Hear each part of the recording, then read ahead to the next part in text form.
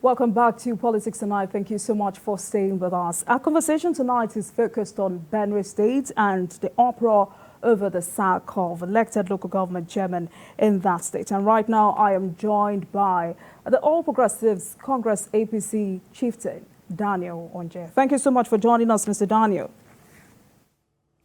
Thank you so much. Right.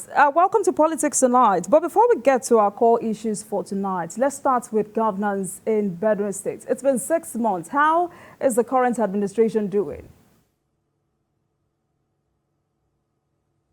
Pardon?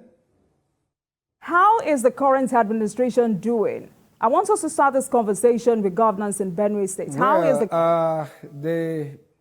the current administration is doing very well. It has taken up very smoothly, and the Benue indigenes are already feeling the impact of the deliverables from the government of Reverend Father Hyacinth earlier. In so many ways. Before the inauguration of Reverend Father earlier, is a notorious fact that is known to everyone in Nigeria that Benue workers were owed salary for several months at both local government and the state level. But as I speak to you here today, Reverend Father earlier had been able to clear the backlog of salary arrears, and also he has since began to also pay pensioners their pensions. So hitherto, the pensioners were left in a very, very hopeless situation. Quite a number of them even died in the process of expecting their due from the state. So he's giving the Benue workers a new lease to life. Everyone seem to be very, very happy with Reverend Father Hyacinth earlier. And beyond the salary and the pension payment, he has also initiated new innovatives to governance. And these initiatives hold a lot of promises. Like you know, there is time lag in policy formulation. It's an economics term, the time lag, starting from when the policy is pronounced and to its maturity. So some policies have been pronounced, and then the processes have commenced in terms of infrastructure, in terms of agriculture, in terms of the health sector, in terms of education. So we are just taking off in Benue State, and he's very much on track. And then we're very hopeful that at the end of the administration of Reverend Father Hyacinth earlier, the situation of Benue State will have been turned around. But you can see, you no longer hear about headsmen, killings, and all of it. For us, it is a situation of when the righteous rules, the people rejoice. Indeed, a righteous man is on throne, and the Benue people are rejoicing. We are very hopeful that a lot will be achieved under the Reverend Father Hyacinth earlier administration. Thank you. Right. Also, how will you describe the governor's style of leadership since he assumed office? Well, very astute. I commend him. He's done well in the political front. He's also done well in the act of governance. All the institutions of government have been activated. Quite a number of them went moribund under the previous administrations. It was indeed a wasteful years in the entire period of the PDP, while the PDP held sway in the state. Aside the tenure of Senator George Akume while he was the governor. I'm talking about the current SGF. Aside from his time when the Benue witnessed development and I felt the impact of governance, the two other governors that came after Senator George Akume were indeed a historic mistake and blunder, because we wasted the entire period of 16 years in the state without any meaningful development, without a commensurate development on ground to justify the humongous sums of monies that have passed through the coffers of the state. Public funds were being fleeced away with every level of impunity. And nobody seemed to be held responsible for all of this, especially the last 8 years of Governor Samuel Otom's administration. We are yet to see any or point to any development on ground in Benue State. There is nothing anywhere. And that is what the situation Reverend Father Hyson Ali has come to rescue. Before his coming, like I mentioned earlier, Benue State was indeed immersed in a plethora of social, political, and economic quagmire. But gradually, the administration of Father Hyson Ali is promising to bring us out of the woods. So because the governor rode on popularity to win his election, how will you describe his relationship with the people so far? Well, fantastic. The state actors and even the indigents understand clearly that the clergyman is only here to salvage the situation or to rescue the situation in the state. Is a man who is committed, is public spirited, and before even contesting and winning the governorship position in the state, he's been very, very down to earth with the people, very accessible. The masses, visit him for prayers and counseling. And he has also carried that over to the government house. He's operating an open door policy, even though this is a different ball game. His schedule has become tighter, and then I also want to seize the opportunity to crave the indulgence of people to understand with him, because it's really not easy. Uneasy, like they say, lies the hairs that wear the crown. But so far, so good. He's been doing well. He's doing well. Right. So let's now get to this very serious issue that's been on since the beginning of the year. And it's this controversy over the sack of local government's chairman. There's been this forth and back over this issue. What's the true picture of things now?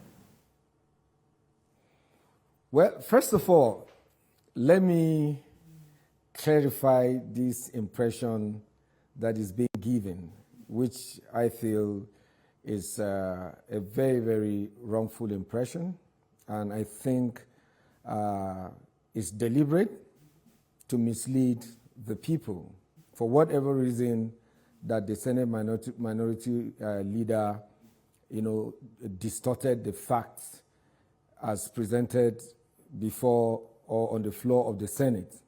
And it is important that I also seize this opportunity to advise the legislature to thoroughly scrutinize and investigate bills and motions that are brought before them in the course of their deliberations, so that they are not hoodwinked by self-serving and personal interests of some persons who are the proponents of such bills that can lead to national embarrassment to them, like we are witnessing right now. Yes, indeed, the bill sponsored by Senator Abamoru is impregnable and at best can be described as a wild goose chase, because the action of the Senate on the bill is ultra-vires. They overstep their bounds. They ascribe powers to themselves which they do not have, which is not inherent in them. Basically, I said he distorted the fact and misled the Senate because his assertions are not correct. In the first place, he said the elected executives of the local government were dissolved. There was no such thing as dissolution. The governor did not dissolve the elected local government officials. Now, it is important we go over we appreciate the background to all of these things so that we can clear the air once and for all, now that we have the opportunity. These local government officials approached the court before Reverend Father Hyacinth Alia was sworn in, raising certain questions before the court in an anticipatory order, meaning that they were up to a game. On the very day the judgment was delivered or to be delivered, they by themselves approached Reverend Father Hyacinth Alia, sought audience with him, and presented the income and expenditure report. So, upon perusing, the governor and his team discovered a lot of discrepancies and inconsistencies in their claims, the claims in their reports, and they forwarded the report to the State House of Assembly, to the State Assembly, sorry. And the State Assembly also haven't gone through it and embarked on a very robust debate. They did their preliminary findings and discovered that indeed there was a lot of wrath in the local government. So they referred the report to the ad hoc committee of the Assembly, which also carried out further investigation, including going into the field to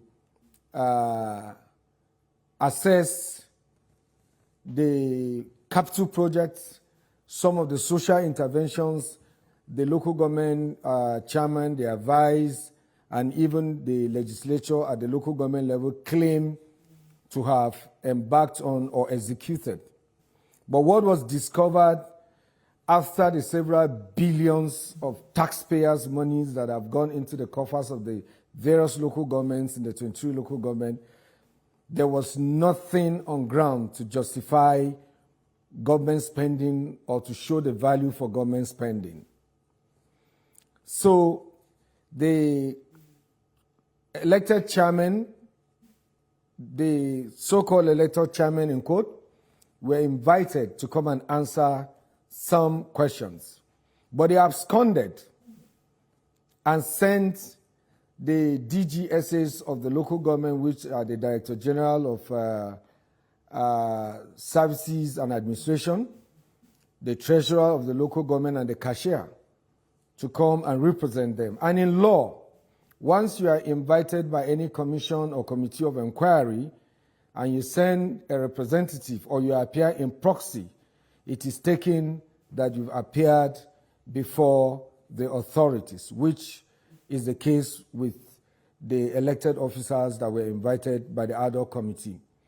And after the interactions and the questioning, a lot of further revelations were discovered.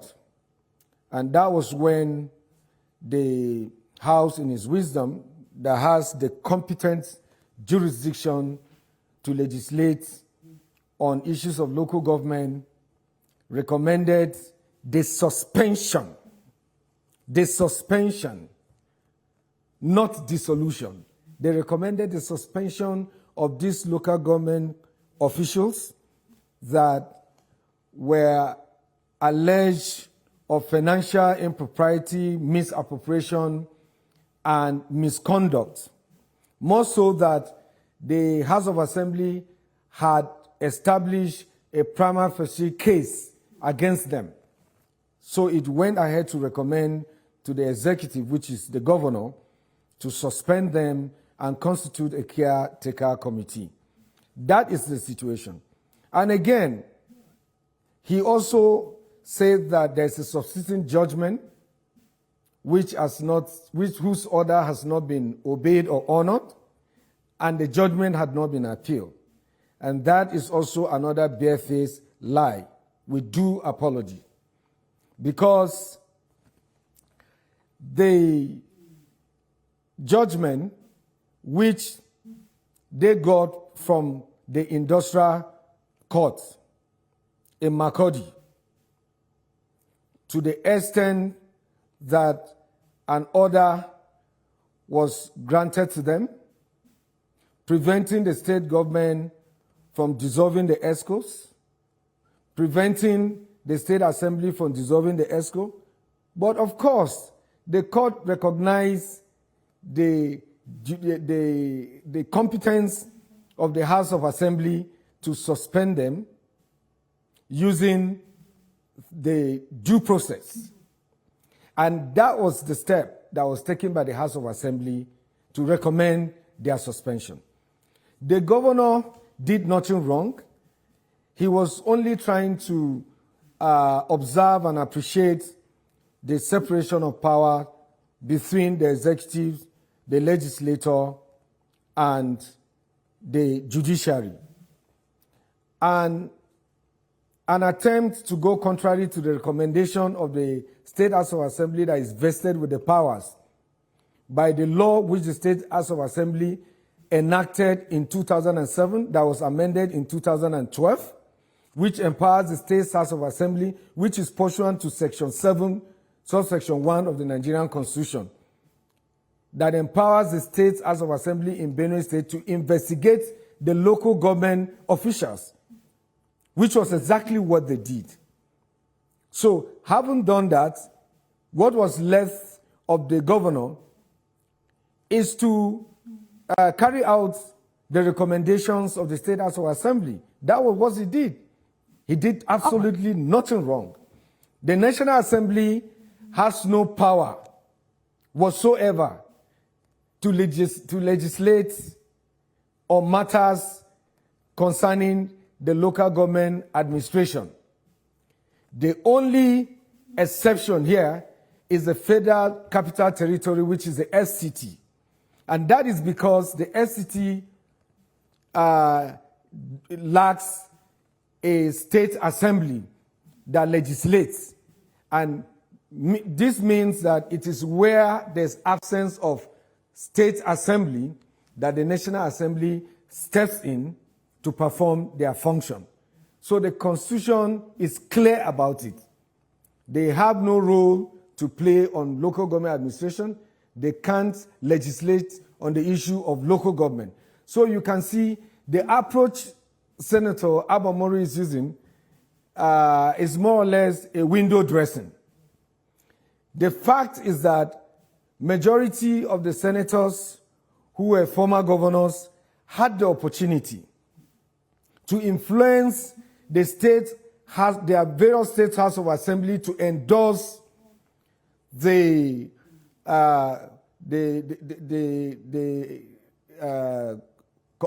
law, the amendment which the National Assembly pursued in the 9th Senate, and we must commend the 9th Senate. Indeed, they showed commitment for local government autonomy, but their effort was frustrated at the state assembly level. And some of these governors who just rounded up their tenure are in Senate now, you know, who ordinarily would get their state assembly to do the bidding of their interests, but failed to persuade or convince the State Assembly to endorse the local government autonomy.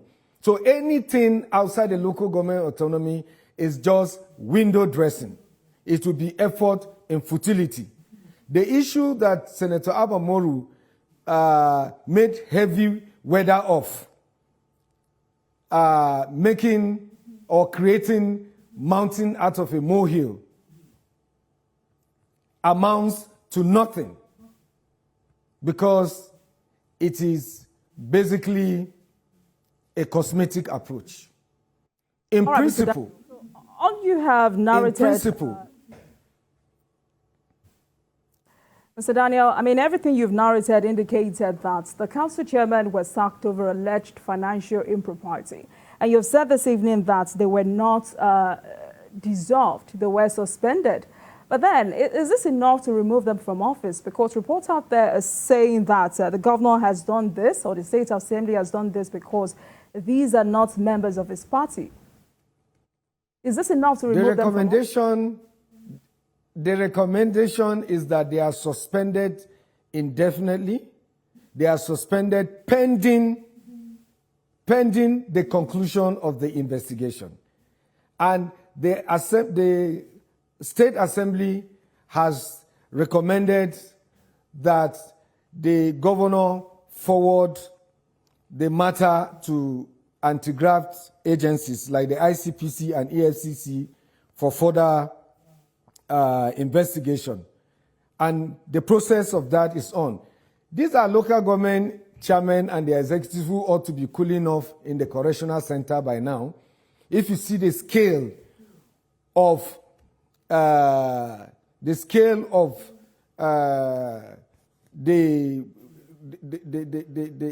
conspiracy, the grand conspiracy to they did in shortchanging the Benue indigene.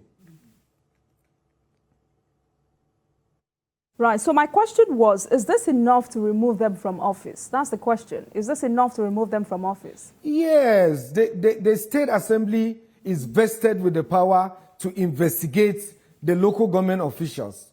They acted within the purview of their powers. And they have the power to carry out oversight function, which is what they have done. And that is how the system ought to be working in Nigeria. Now, if they had recommended to the executive that they be suspended and a caretaker be constituted, what else do you want the very Reverend Father, His Excellency Governor Hysen Alia, to do in this circumstance? All right. Will you suggest that he runs the state with sole administrator, just like former Governor of Anambra, Peter Obi, did for over 6 years? He ran the state with sole administrators without conducting elections. All right, I get that. So while the state government, Mr. Daniel, while the state government has denied sacking the council chairman, I mean, you've also corroborated that statement tonight. They have dragged the administration to court. How will you describe the impact of this on the polity in the state? Well, it's been a very welcome development. The indigenes that know exactly what they have suffered or the injustice that have been meted out at them, they are quite celebrating the suspension of these local government executives and the legislative arm, because this is going to pave a way for rapid and accelerated development of the state. You agree with me that several billions of taxpayers' money are committed to the coffers of the local government.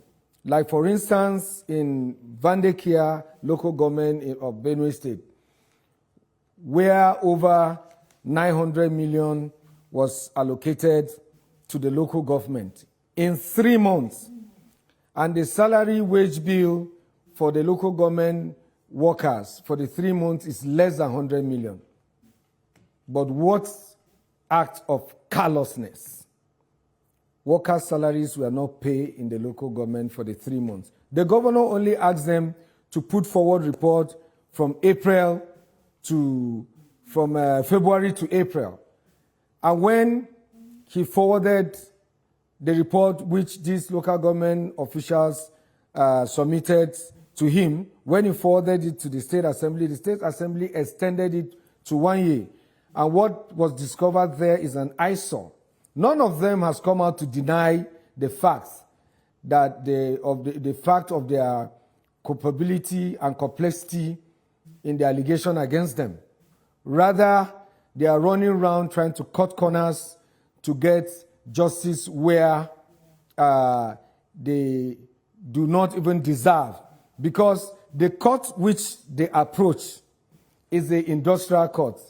Industrial court does not have the judicial competence to advocate on the issue of elected officials. They can only advocate on issues of employed officials. So in the first place, the court they wrongly approached it, and they even went to court trying to hit the government of Governor Alia below the belt by laying an ambush for the new administration.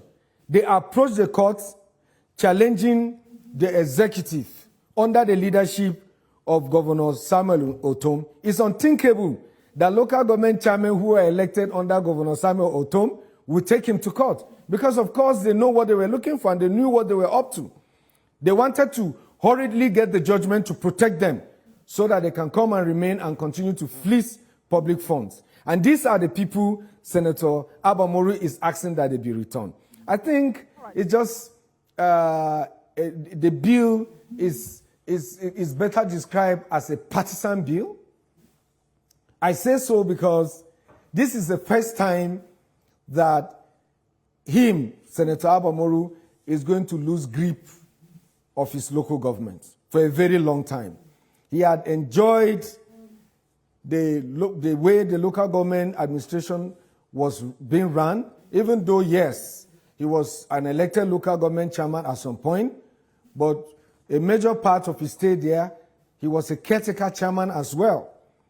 And even as a sitting senator in the 9th Senate, with a sitting PDP governor in person of Samuel Otom, they constituted a caretaker committee for the local government, and we know who produced the caretaker committee chairman in the Opoku local government, which is the local government of Senator Abamoru.